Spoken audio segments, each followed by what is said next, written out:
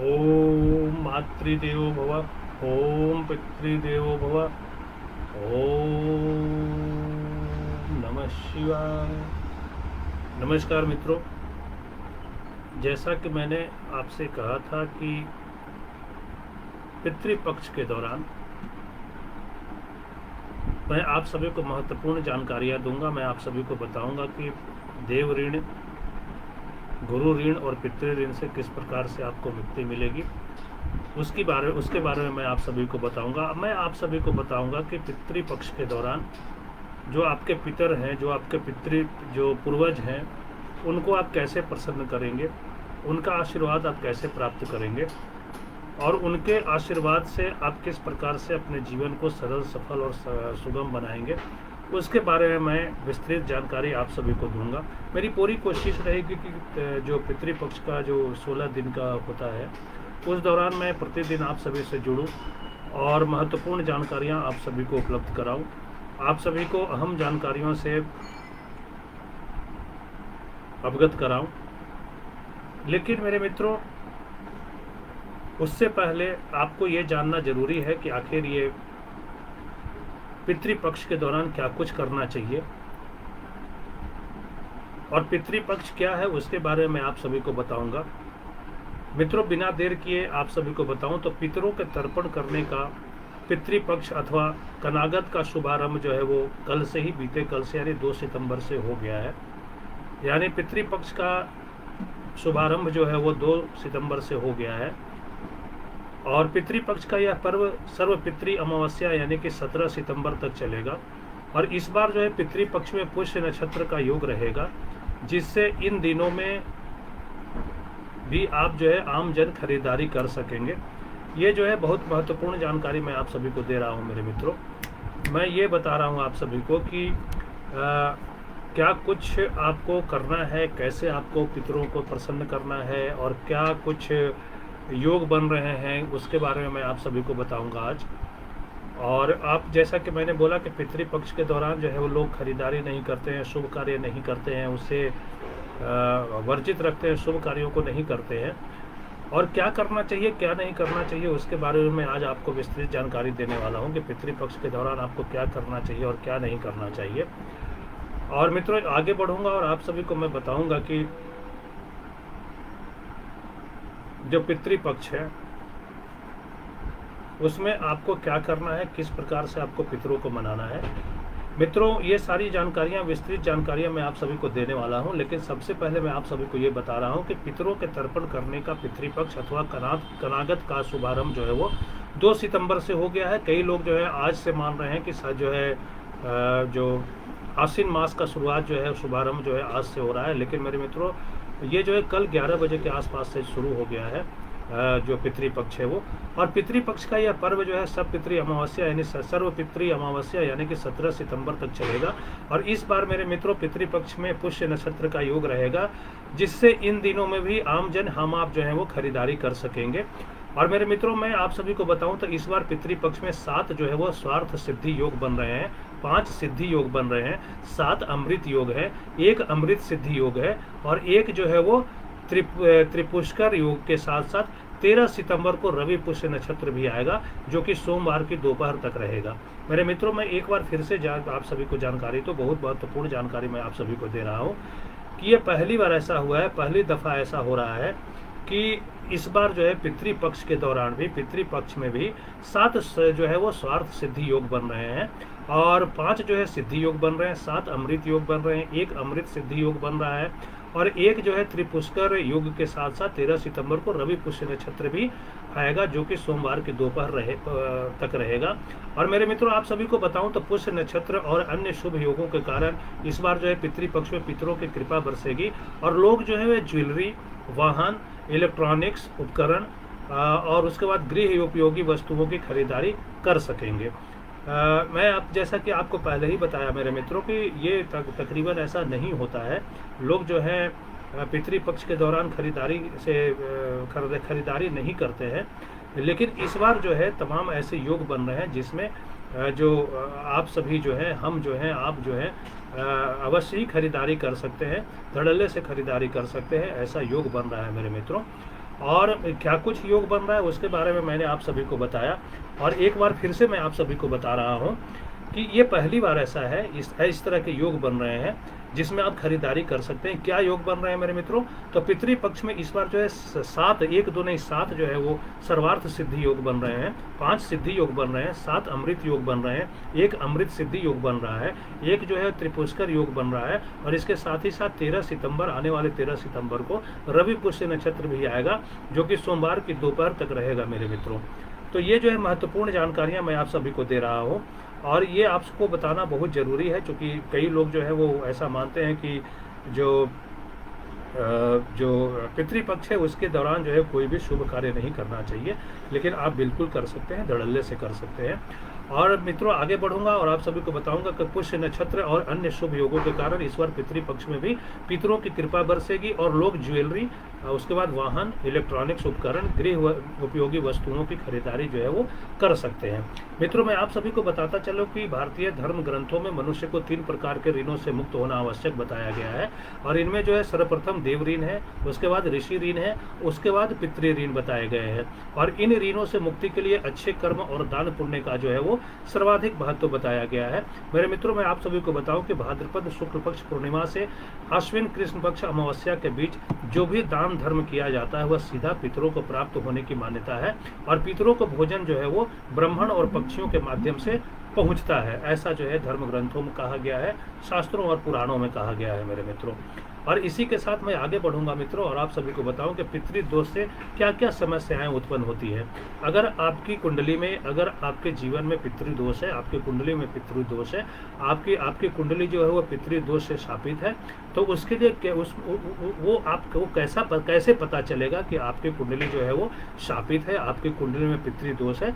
तो मैं बताऊं मेरे मित्रों कि पितृदोष से क्या क्या समस्याएं होती है वो मैं आप सभी को बताता हूं। मित्रों कहा गया है कि जिन लोगों को पितृदोष लगता है उनके घर में कोई मांगलिक कार्य नहीं हो पाता है, संतान के विकास में बाधा आती है, साथ ही गृह कलेश की स्थिति बनी रहती है, संतान उत्पत्ति में भी रुकावट आती है, और कार्य क्षेत्रों में जो है रुकावटें आती रहती हैं लगातार, व्यापार नौकरी आदि में उन्नति नहीं हो पाती है। और इन सभी समस्याओं से निजात पाने के लिए क्या करना होता है मेरे मित्रों? तो पितृपक्ष का समय उत्तम माना गया है, और इस दौरान जो है अगर आप पितरों के निमित्त आप श्राद्ध करते हैं तो अवश्य ही जो है वो पितृदोष से मुक्ति मिलती है। अगर आपके कुंडली में पितृदोष है मेरे मित्रों, तो एक बार फिर से बताओ कि आपको क्या क्या परेशानियों का सामना करना पड़ेगा। तो आपको जो है वो आपके घर में कोई मांगलिक कार्य नहीं हो पाएगा, संतान के विकास में बाधा उत्पन्न होगी, साथ ही गृह कलेश की स्थिति बनी रहेगी हमेशा, संतान उत्पत्ति में जो है रुकावट आएगी, कार्य क्षेत्रों में जो है रुकावट आती है, व्यापार नौकरी आदि में उन्नति प्राप्त नहीं होगी आपको। और इन सभी समस्याओं से अगर आप निजात पाना चाहते हैं, इन समस्याओं का समाधान प्राप्त करना चाहते हैं, तो आपको जो क्या करना है, तो पितृपक्ष वो पावन अवसर है, 15 दिन का अवसर है, जिसमें जो है आप पितृपक्षों के यानी अपने पितरों के निमित्त जो है अपने जो आपके जो पूर्वज हैं जो अभी संसार में नहीं है उनके निमित्त आपको श्राद्ध करना है, पिंड दान करना है, दान पुण्य करना है। इससे जो है पितृ प्रसन्न हो जाएंगे और आपको जो है पितृदोष से मुक्ति मिलेगी। मित्रों आगे बढ़ूंगा उससे पहले मैं एक बार अपने दोस्तों का धन्यवाद कर दूं। हमारे साथ बाबू साहब, पंकज सिंह, राहुल सिंह जैसे तमाम मित्रगण जुड़ गए हैं। आप सभी का बहुत बहुत धन्यवाद मित्रों हमसे जुड़ने के लिए। और इसी के साथ मैं आगे बढ़ूंगा मित्रों और आप सभी को बताऊंगा कि पितरों के प्रति श्रद्धा व्यक्त करने का अवसर है पितृपक्ष, और क्या पितृपक्ष का महत्व है उसके बारे में मैं आप सभी को बताऊं। पहले भी बताया हूं, कल भी बताया हूं, आज फिर से एक बार बता रहा हूँ। और मित्रों मैं आगे बढ़ूँ और आप सभी को बताऊँ तो श्रद्धा का अर्थ है, श्राद्ध का अर्थ है। श्राद्ध की मैं बात कर रहा हूँ ना कि अगर पितरों को आप प्रसन्न करना चाहते हैं तो उनके निमित्त जो है आपको श्राद्ध करना चाहिए। तो श्राद्ध क्या है मेरे मित्रों? तो श्राद्ध का अर्थ है श्रद्धा। जो श्राद्ध है उस श्राद्ध का अर्थ श्रद्धा से है और जो धर्म का आधार है। मैं आप सभी को बताऊं कि श्राद्ध का अर्थ जो है श्रद्धा है और उसका आधार जो है वो धर्म है। और माता पार्वती और शिव को जो है श्रद्धा विश्वास रूपिणे कहा गया है। पितृपक्ष में हमें अपने पितरों के प्रति श्रद्धा व्यक्त करने का अवसर प्रदान करता है। पितृपक्ष जो है मेरे मित्रों, जो ये पितृपक्ष चल रहा है वो हमें जो है अपने पितरों के प्रति, अपने पूर्वजों के प्रति जो है वो श्रद्धा व्यक्त करने का अवसर प्रदान करता है। और इतना ही नहीं मेरे मित्रों, हिंदू धर्म में मानता है कि मानव शरीर 3 स्तरों वाला है। ऊपर से दृश्यमान देह स्थूल शरीर है, इसके अंदर सूक्ष्म शरीर है जिसमें 5 कर्मेंद्रियां हैं, 5 ज्ञानेंद्रियां हैं, 5 प्राण है, प्राण में अगर बात करूं, पंच प्राण की बात करूं मेरे मित्रों, तो प्राण, अपान, व्यान, उदान, समान जो है ये है पंच महाभूत है, जिसको पृथ्वी, जल, अग्नि, आकाश और वायु के रूप में हम जानते हैं। और इसके अलावा जो है पंच जो है अपंचीकृत रूप जो है वह अंतःकरण चतुष्टय है, जो कि मन, बुद्धि, चित्त और अहंकार के रूप में हम लोग जानते हैं। अंतःकरण में जो चतुष्ट है उसके बारे में मैं बोल रहा हूँ, वो है मन, बुद्धि, चित्त और अहंकार। उसके बाद जो है अविद्या, काम और कर्म होते हैं, और इसी के कारण जो है, इसी के अंदर जो है कारण शरीर होता है, जिसमें सत, रज, तम तीन जो है वो सत, रज और तम तीन गुण होते हैं। और यही आत्मा, यही जो है वो आत्मा विद्वान होती है मेरे मित्रों। और मृत्यु होने पर जो है सूक्ष्म और कारण शरीर को अलग करके आत्मा स्थूल शरीर को त्याग देता है। एक बार फिर से ये बहुत महत्वपूर्ण जानकारी मैंने आप सभी को दिया मेरे मित्रों। एक बार फिर से बताना चाहूँगा कि हिंदू धर्म में ऐसी मान्यता है कि मानव शरीर 3 स्तरों वाला है। ऊपर से दृश्यमान देह स्थूल शरीर है, और इसके अंदर सूक्ष्म शरीर है, जिसमें 5 कर्मेंद्रियां हैं, 5 ज्ञानेंद्रियां हैं और 5 प्राण है। प्राण में क्या है, तो प्राण, अपान, व्यान, उदान और समान। उसके बाद पंच महाभूत है, जिसको क्षितिज, जल, पावक, गगन, समीरा बोलते हैं, और पंच तत्व मिले बनी है शरीरा, जिसकी हम बात करते हैं। तो उसमें जो है पृथ्वी है, जल है, अग्नि है, आकाश है और वायु है। और इसके साथ साथ जो है अपंचीकृत रूप जो है वो अंतःकरण जो है चतुष्ट है, वो मन, बुद्धि, चित्त और अहंकार है। उसके बाद अविद्या, काम और कर्म होते हैं, और इसी के अंदर जो है कारण शरीर होता है, जिसमें सत, रज और तम 3 प्रकार के गुण होते हैं। और यही आत्मा विद्यमान है, यह आत्मा जो है यही विद्यमान है। और मृत्यु होने पर जो है सूक्ष्म और कारण शरीर को लेकर आत्मा स्थूल शरीर को त्याग देता है। और मेरे मित्रों आगे बढ़ूंगा और आप सभी को बताऊं तो पौराणिक ग्रंथों में भी कही गई है ये सारी बातें। और पौराणिक ग्रंथों की करें बात तो यानी कि पौराणिक ग्रंथों में जो भी बातें कही गई हैं उनके अनुसार देव ऋण, पितृ ऋण और जो है ऋषि ऋण, इन 3 ऋणों के अलावा जो है पौराणिक ग्रंथों के अनुसार देव, पितृ, प्रेत आदि सभी सूक्ष्म देहधारी भोग योनि में है। यानी एक बार फिर से बताऊं आपको मित्रों कि पौराणिक ग्रंथों में ऐसी बातें कही गई है कि देव, पितृ और प्रेत आदि सभी सूक्ष्म देहधारी भोग योनि में है, कर्म योनि में नहीं है। इनमें आशीर्वाद वरदान देने की असीम क्षमता होती है, किंतु स्वयं की तृप्ति के लिए वे स्थूल देहधारियों के अर्पण पर निर्भर करते हैं। और महाभारत में पितरों को जो है देवतानंग च देवता कहा गया है, क्योंकि देव तो सबके होते हैं, पितृ अपने वंशजों के हित साधक होते हैं, और पितरों को संतुष्ट करने के लिए श्राद्ध यानी पिंडदान और तर्पण आवश्यक माना गया है। और मेरे मित्रों आप सभी को बताऊं तो गोस्वामी तुलसीदास जी कहते हैं कि तर्पण होम करे विधि नाना, विप्र जीवाई दे ही बहुदाना। ये जो है एक बार फिर से मैं बोल रहा हूँ, गोस्वामी तुलसीदास जी ने क्या कुछ रामायण में लिखा है उसके बारे में मैं बोल रहा हूँ। उन्होंने लिखा है कि तर्पण होम करे विधि नाना, विप्र जीवाई दे बहुदाना। और श्राद्ध का अर्थ श्रद्धा से है मित्रों, जैसा कि मैंने आपको बताया, और जो धर्म का आधार है। और कहा गया है कि श्रद्धा बिना धर्म नहीं होई, और बिनु मही गंध की पावहि कोई। श्रद्धा बिना धर्म नहीं होई, श्रद्धा बिना धर्म नहीं होई, और बिनु मही गंध की पावहि कोई। माता पार्वती, जैसा कि मैंने आप सभी को बोला मेरे मित्रों कि माता पार्वती और भगवान शिव श्रद्धा विश्वास रूपिणी है, जो है कहे गए हैं। माता पार्वती और भगवान शिव को जो है श्रद्धा विश्वास रूपिणी कहा गया है। और हमारे धर्म ग्रंथों में पितृगण को जो है तृप्त करने हेतु एक पखवाड़ा जो है वो अलग से निश्चित है। और ये पखवाड़ा जो है वह भाद्रपद पूर्णिमा से श्रावण यानी कि क्वार मास की अमावस्या तक होता है। और जिस तिथि को जिसका जो पितृ दिवंगत हुआ हो उस तिथि को उसका श्राद्ध किया जाता है। यानी जिस तिथि को जिस दिन को आपके जो पूर्वजों की मृत्यु हुई है, जिनका निधन हुआ है, उसी दिन जो है उनका श्राद्ध करना चाहिए। ऐसा जो है वो शास्त्रों में, धर्म ग्रंथों में, पुराणों में कही गई बातें हैं मेरे मित्रों। यानी कि जिसका जो पितृ दिवंगत हुआ हो उस तिथि को उसका श्राद्ध किया जाता है। और 3 पिंड दिए जाते हैं मेरे मित्रों, एक जो है पर बाबा के लिए, एक बाबा के लिए और एक पिता के लिए। इन्हें भूमि पर कुश बिछाकर अर्पण करते हैं, और मुख जो है दक्षिण की ओर करना चाहिए जिस समय आप अगर अर्पण कर रहे हैं, पिंडदान कर रहे हैं उस समय। और श्राद्ध प्रकाश और अन्यान्य ग्रंथों में इसके विधि विधान का वर्णन है मेरे मित्रों। और इनके अनुसार चंद्रमा में जो केंद्र स्थान है, उस स्थान के ऊपर के भाग में जो रश्मि ऊपर की ओर जाती है, इसके साथ जो है पितृ प्राण व्याप्त रहता है।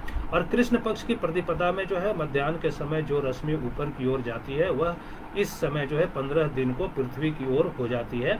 और जब चंद्रमा ध्रुव से दक्षिण यानी कि विश्वजीत तारे की ओर जाता है, तभी से चंद्र जो है वो चक्र तिरछा होने लगता है, और तब ऊपर के भाग में जो पितृ प्राण रहता है वह पृथ्वी पर आ जाता है और अपने परिवार में घूमता है। और मेरे मित्रों, मान्यता है कि उस समय उसके नाम से उसका पुत्र या परिवार तर्पण या जौ चावल का जो पिंड देता है, उसमें से अंश लेकर चंद्रलोक में अम्ब प्राण को ऋण चुका देता है, इसलिए इसे पितृपक्ष कहते हैं। तो ये जो है पितृपक्ष का महत्व है मेरे मित्रों, आप सभी को जो बता रहा हूँ। इसके साथ साथ मैं आप सभी को ये भी बताऊं कि हर प्राणी पर जन्म से 3 ऋण होते हैं। एक जो है देव ऋण होता है, उसके बाद जो है ऋषि ऋण होता है, उसके बाद पितृ ऋण होता है। और पितृ ऋण की पूर्ति जो है पितृ यज्ञ यानी श्राद्ध से होती है। और इस रश्मि का नाम जो है श्रद्धा भी कहा जाता है। और चूंकि यह रश्मि मध्याह्न में होती है, अतः जो है श्राद्ध कर्म हेतु मध्याह्न से अपराह्न यानी 12 बजे से 3 बजे के बीच का समय ही श्रेष्ठकर माना जाता है, जिसे कुतुब काल कहते हैं। और इसीलिए मेरे मित्रों, मैं जो पितृपक्ष का ये कार्यक्रम करता हूँ 12 बजे के बाद ही करता हूँ, ताकि अगर मैं इस दौरान अपने पितृगणों का, अपने पूर्वजों का नाम 1, 2 बार 4 बार भी ले लूँ, उनके निमित्त जो है अगर कोई अच्छी बातें कर लूँ, तो वो अवश्य ही प्रसन्न होंगे मेरे ऊपर भी और मेरा कल्याण करेंगे, मेरे जीवन की समस्याओं का समाधान करेंगे। मेरे मित्रों, मैं वराह पुराण की अगर बात करूं तो वराह पुराण के अध्याय जो है 190 में कहा गया है, उसके अनुसार मैं बोलूं, यानी कि वराह पुराण के अध्याय 190 के अनुसार चारों वर्णों के लोग श्राद्ध के अधिकारी हैं। माना जाता है कि जलाशय में जाकर 1 बूंद जल भी पितरों को श्रद्धा से अर्पित कर दे तो वे तुष्ट होकर आशीर्वाद दे देते हैं।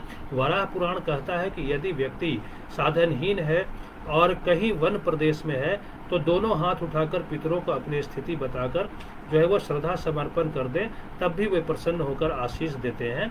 और वह जो वशिष्ठ सूत्र है और नारद पुराण है, उसके अनुसार अगर मैं बात करूं तो गया में श्राद्ध का बहुत महत्व है। स्कंद पुराण अनुसार बद्रिका आश्रम की गरुड़ शिला पर किया गया पिंडदान जो है वो गया के ही बराबर माना गया है।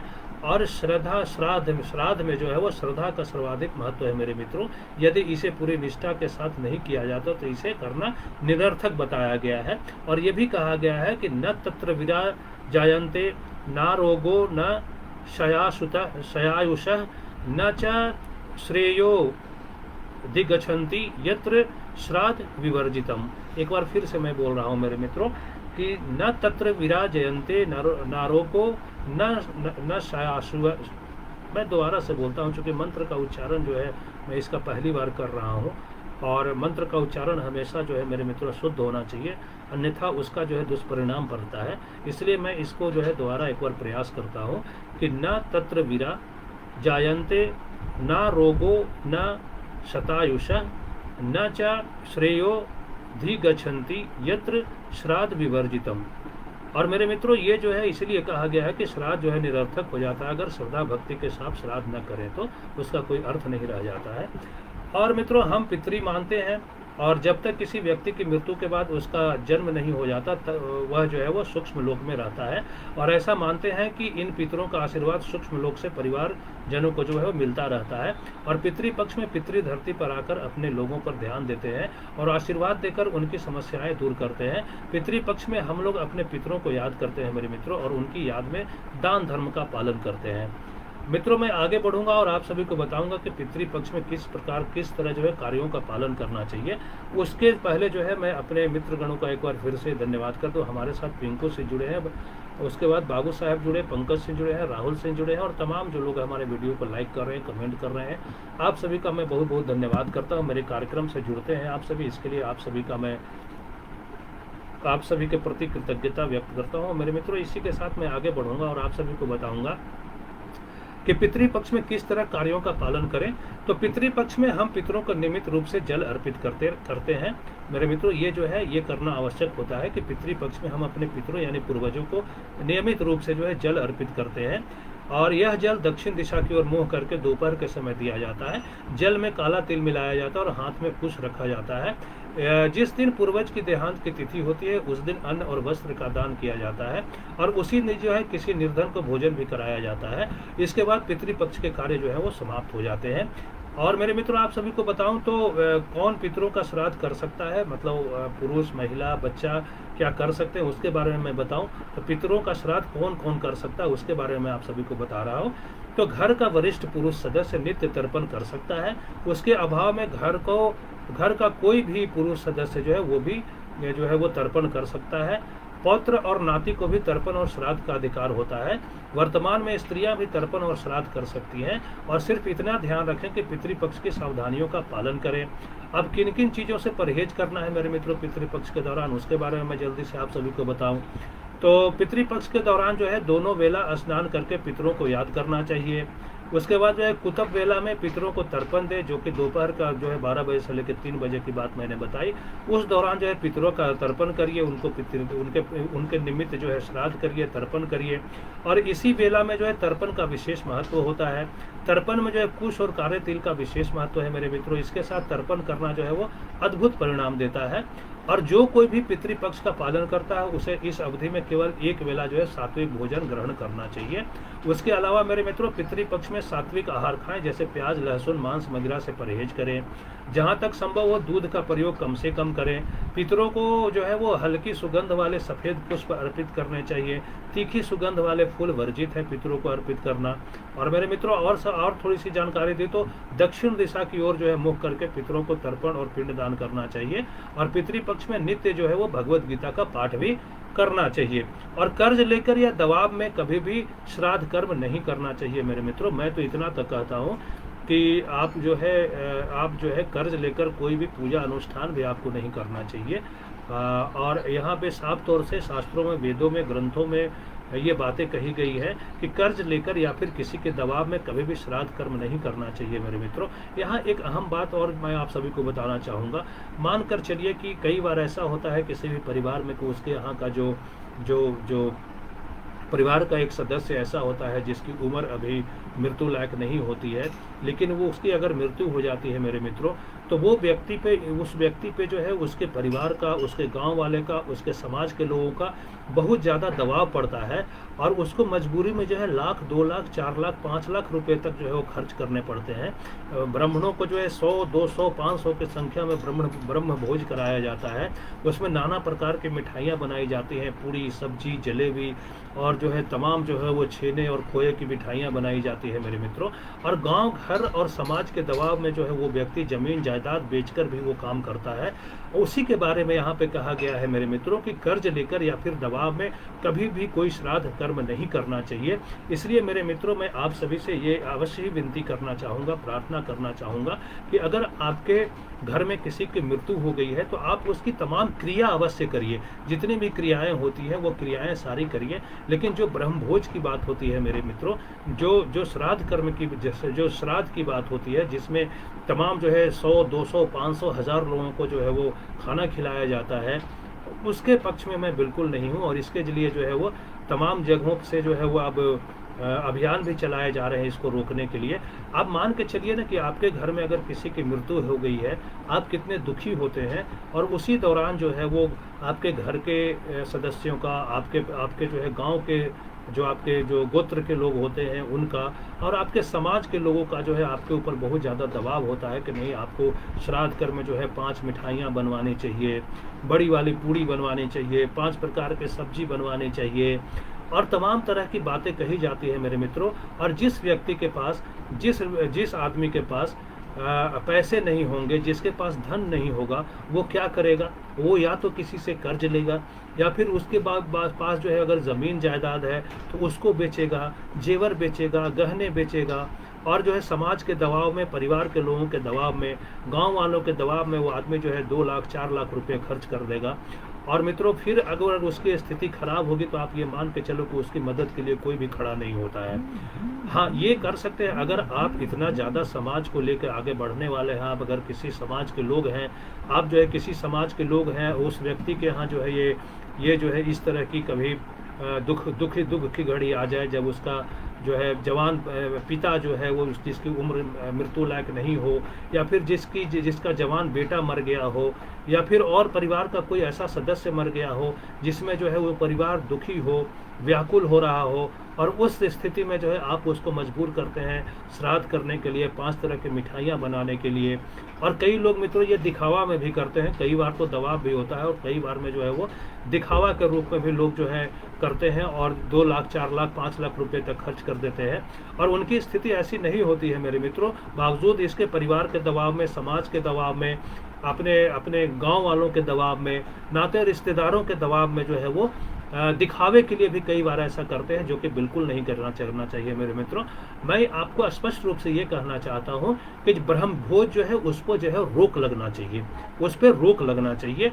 और जो दरिद्र नारायण को खिलाने की बात होती है मेरे मित्रों, तो आपके यहाँ जो ब्राह्मण जो बैठ के खाना खाते हैं ना, वो आपसे व्यापार करते हैं, वो आने के लिए आपसे पैसे मांगते हैं कि आप जो है मेरे को पहले से वो गछवाएंगे आपसे। आप उनको कहें कि हमारे यहाँ मेरे पिता की मृत्यु हो गई है, आप हमारे यहाँ आइएगा, ब्रह्मभोज इस दिन है। तो वो बोले हैं कि बबुआ क्या क्या दीजिएगा, दक्षिणा क्या दीजिएगा, गमछी दीजिएगा कि चावल दीजिएगा, नगदी क्या दीजिएगा, आने जाने के लिए कौन सी गाड़ी भेजिएगा, अगर गाड़ी नहीं भेजिएगा तो मैं अपने मोटरसाइकिल से, या हमारे पास जो भी बाइक है या जो भी साधन है उससे आऊँगा, तो उसके लिए कितना पैसा दीजिएगा।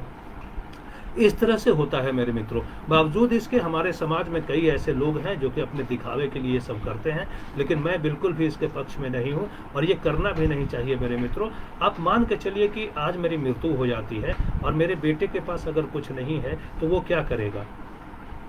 अगर नहीं, उसके पास जमीन भी नहीं है, उसके पास रुपए पैसे भी नहीं है, तो वो क्या करेगा? किसी से कर्ज लेगा, किसी से उधार लेगा। अगर थोड़ी बहुत ज़मीन भी है उसके पास, तो वो बेच के जो है हमारा वो श्राद्ध कर्म करेगा, और बाद में जो उसके लिए जो है वो उसका पेट भरने के लिए भी, उसको लालन पालन करने के लिए भी, अपना पेट भरने के लिए भी जो उसको समाज के आगे हाथ फैलाना होगा।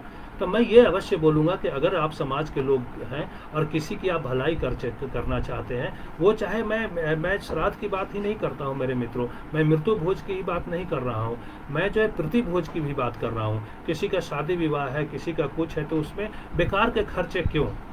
वो बिल्कुल बंद होना चाहिए, और मृत्यु भोज तो बिल्कुल ही बंद करना चाहिए। मेरी राय इस पे स्पष्ट है कि मृत्यु भोज पे तुरंत ही पाबंदी लगानी चाहिए। सरकार को जो है इसकी तरह, सरकार को भी इस पे जो है ध्यान देना चाहिए, और मृत्यु भोज पे जो है रोक लगाना चाहिए। ये बेकार के खर्चे हैं मेरे मित्रों, दिखावे में। जिसके पास है चलो वो कुछ भी कर ले, दान पुण्य कर लो। अगर आपके पास बहुत कुछ है तो समाज के किसी एक व्यक्ति को जो आप मदद कर दीजिए। आपके समाज का कोई व्यक्ति ऐसा है जिसकी बेटी की शादी करनी है, उसके पास धन नहीं है, तो अच्छी शादी करा दीजिए आप। और अगर मैं मृत्यु भोज की बात कर रहा हूँ, तो जो समाज के लोग हैं वो 5-5, 10-10 हज़ार करके उसको करा दीजिए, तब ना मैं मानूँ कि हाँ ठीक है, आप जो है उसकी मदद कर रहे हैं। लेकिन आप क्या करते हैं, उसको मजबूर करते हैं, उस पर दबाव डालते हैं, उसको बोलते हैं 5 मिठाइयाँ बनाओ, 10 तरह की सामग्रियाँ बनाओ खाने की, और जो है 200, 500, 400 ब्राह्मणों को, पंडितों को बुलाओ और उनको खाना खिलाओ। और न तो वो पंडित है न ब्राह्मण है, क्योंकि उनके अंदर एक भी ऐसा गुण नहीं है। न तो वेदों के ज्ञानी है कि उनको जो है हम पंडित कहें, और न वो ब्रह्म को का ज्ञान रखते हैं कि उनको हम ब्राह्मण कहें। जितने नीच कर्म जो है, जितने कुकर्म जो है, समाज में जितनी कुरीतियां हैं, वो आपको उनके अंदर मिल जाएंगे। मैं सभी की बात नहीं कर रहा हूं मेरे मित्रों, आज भी जो है विद्वान ब्राह्मण है हमारे समाज में, हमारे देश में। मैं बोलता हूं उनको आप घर में बुलाओ, कोई भी कर्म कांड हो, पूजा पाठ हो, उनको उनसे कराओ आप। हाँ, एक चीज़ मैं जाते जाते अवश्य कहूँगा कि अगर आप श्राद्ध करना चाहते हैं तो उसको श्रद्धा पूर्वक करिए, और आपकी श्रद्धा जितने में है उतने में करिए। आप किसी के दबाव में ना करिए, और किसी से कर्ज लेकर ना करिए। मित्रों, आज के लिए इतना ही। जो है पितृपक्ष के दौरान आज दूसरा दिन था, तो आज मैंने आपको ये तमाम जानकारियाँ दी। मुझे लगता है आप हमारे कार्यक्रम से जुड़े, आपको हमारा ये कार्यक्रम अच्छा लगा, आप हमारे कार्यक्रम को लाइक किए, कमेंट किए, इसके लिए बहुत बहुत धन्यवाद आप सभी का। मित्रों, में मेरी पूरी कोशिश रहेगी कि मैं अगले 16 दिन तक जो है 15 दिन तक आपसे जुड़ूं, और पितृपक्ष का जो है विशेष क्या महत्व है उसके बारे में आपको बताऊं। आज के लिए मित्रों इतना ही। आप सभी हमारे साथ जुड़े, इसके लिए बहुत बहुत धन्यवाद। नमस्कार।